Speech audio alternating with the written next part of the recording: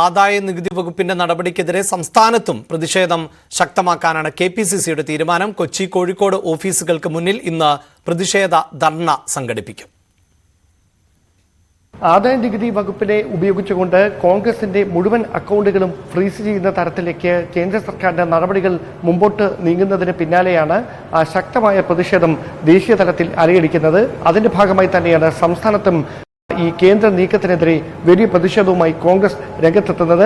AICCയുടെ സംഘടനാകാര്യ general secretary കൂടിയായ KC Venugopal, ആലപ്പുഴയിലെ UDFന്റെ സ്ഥാനാർത്ഥി കൂടിയായ KC വേണുഗോപാൽ കഴിഞ്ഞ ദിവസം വ്യക്തമാക്കിയത് 2 ദിവസം ഇതുമായി ബന്ധപ്പെട്ട പ്രതിഷേധങ്ങളിലേക്ക് കോൺഗ്രസ് കടക്കുകയാണ് എന്നാണ്. എന്തായാലും ഈസ്റ്റർ കാലമാണ്, അതുകൊണ്ട് തന്നെ ഒരു തെരുവിലിറങ്ങി ആളുകൾക്ക് ബുദ്ധിമുട്ടുണ്ടാക്കുന്ന തരത്തിലേക്ക് പ്രതിഷേധം വ്യാപിപ്പിക്കാൻ ഇടയില്ല എങ്കിലും സ്വാഭാവികമായി കോൺഗ്രസിന്റെ കൃത്യമായ നിലപാട് പൊതുവേദികളിൽ പരസ്യമാക്കുന്ന തരത്തിലേക്ക് പ്രതിഷേധം മാറും.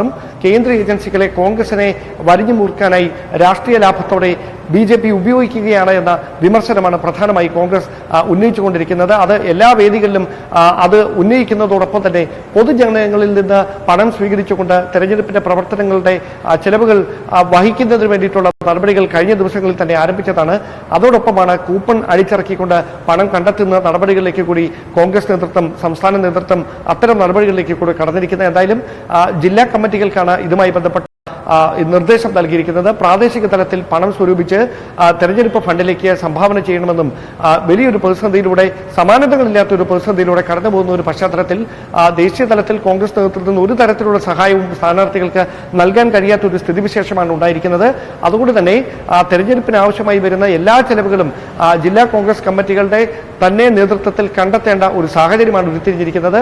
അതിനുവേണ്ടി ഈ പാർട്ടിയുമായി അനുഭാവം പുലർത്തുന്ന വ്യാപാരികൾ, വ്യവസായികൾ, അതോടൊപ്പം തന്നെ വിദേശത്തുള്ളവർ, ജോലി ചെയ്യുന്നവർ, അവരിൽ നിന്നൊക്കെ പരമാവധി പണം സ്വരൂപിച്ചുകൊണ്ട് ഈ തെരഞ്ഞെടുപ്പ് കാലത്തെ പ്രതിസന്ധിയെ അതിജീവിക്കുന്നതിന് വേണ്ടിയുള്ള നീക്കം ഒരു വശത്ത് പുരോഗമിക്കുന്നതിനിടയിലാണ് അതേസമയം തന്നെ BJPക്കെതിരായ ഒരു രാഷ്ട്രീയ പ്രചാരണായുധമായി കോൺഗ്രസിനെ ഇല്ലാതാക്കാൻ കേന്ദ്ര ഏജൻസികളെ ഉപയോഗിക്കുന്നു എന്നൊരു വിഷയം കൂടി കോൺഗ്രസ് ദേശീയ തലത്തിൽ ഉയർത്തിക്കൊണ്ടുവരാൻ ശ്രമിക്കുന്നത്.